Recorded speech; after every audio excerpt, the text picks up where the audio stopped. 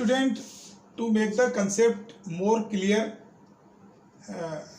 here we took one more example.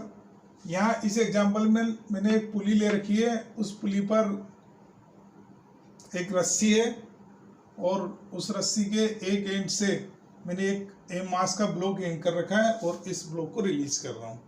तो जब मैं इस ब्लॉक को रिलीज करूँगा तो बिकॉज ऑफ ग्रेविटी ये नीचे की तरफ जाएगा और रस्सी क्या हो जाएगी, टाइट हो जाएगी, रस्सी में टेंशन क्रिएट हो जाएगा और ये टेंशन यहाँ पे टॉर्क प्रोड्यूस करेगा। उसकी वजह से पुली क्या करेगी, रोटेशनल मोशन करेगी और एंगुलर एक्सीलरेशन गेन करेगी। तो इस प्रॉब्लम में अपने से वो एक तो एक्सीलरेशन ऑफ द मास पूछता है और दूसरा टेंशन पूछेगा। तो इस तरीके के क्वेश्चन को सोल्व करने के लिए अपन ने एक इस ब्लॉक का एबीडी देखा और इस पर ट्रांसलेशनल मोशन की इक्वेशन अप्लाई कर दी। तो इस पर कौन कौन से फोर्स लग रहे हैं, एक तो mg डाउनवर्ड लग रहा है और एक टेंशन लग रहा है अपवर्ड, लेकिन इसका एक्सीलरेशन किधर है, डाउनवर्ड है।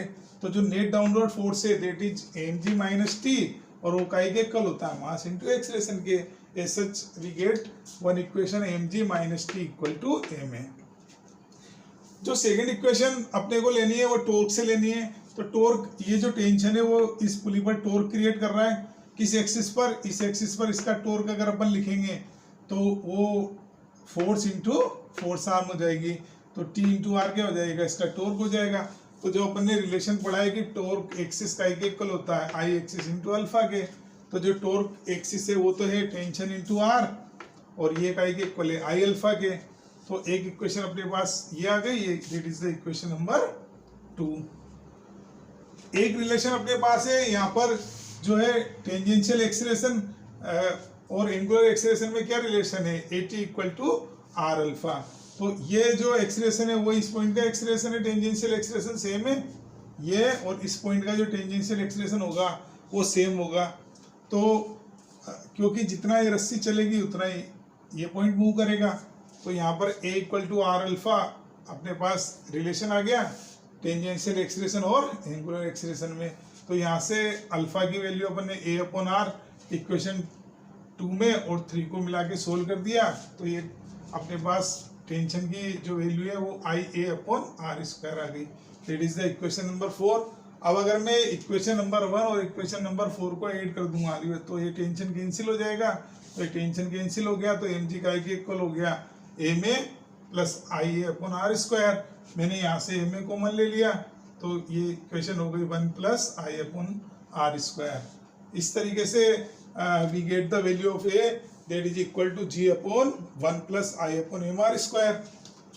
अब अगर अपन इस एक्सप्रेशन की वैल्यू को इस इक्वेशन में पुट कर देते हैं तो अपने पास क्या आ जाएगा, टेंशन आ जाएगा। तो टेंशन के लिए अपन ने क्या करा, ये इक्वेशन इस इक्वेशन 4 में वैल्यू पुट कर दी है। तो आई अपॉन आर स्क्वायर तो ये ही और एक ही वैल्यू अपन ने g upon 1 plus I upon M R square put कर दिया। यहाँ से मैंने I upon M R square common लिया है। तो जब मैं I upon M R square common लूंगा तो ये relation 1 plus M R square upon I हो जाएगा और इसको सोल्व कर दिया। As such we get the value of tension that is mg upon 1 plus M R square upon I. I is the moment of inertia.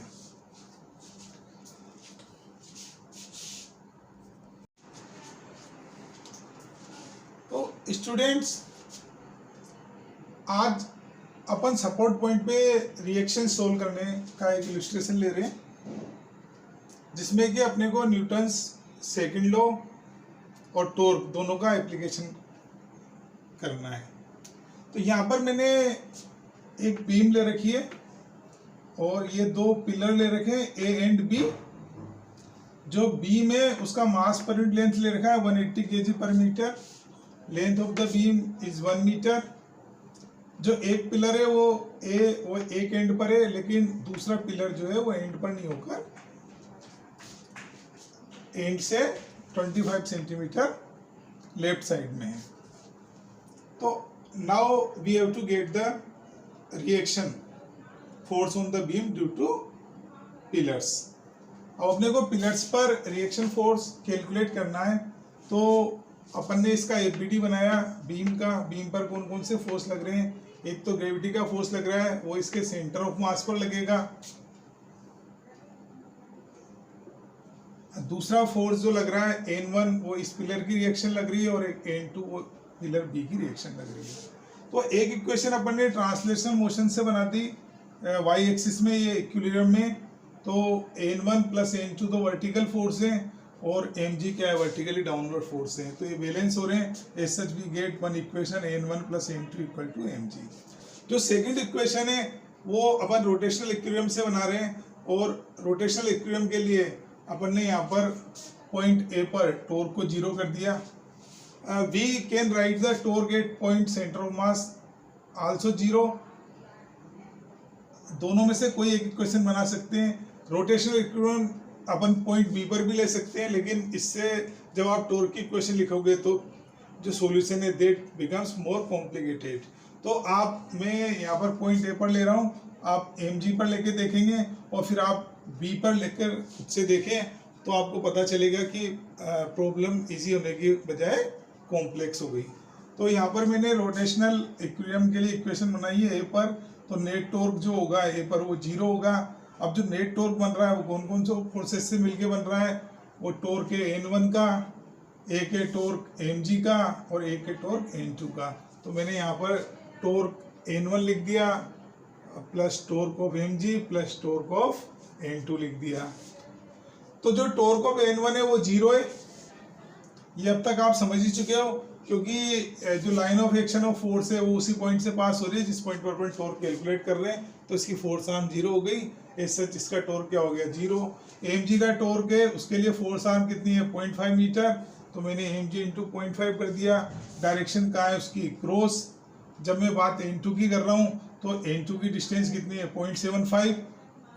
तो इसका जो torque है वो N2 इंटू 0.75 इसकी क्या हो गई, फोर्स आर्म हो गई।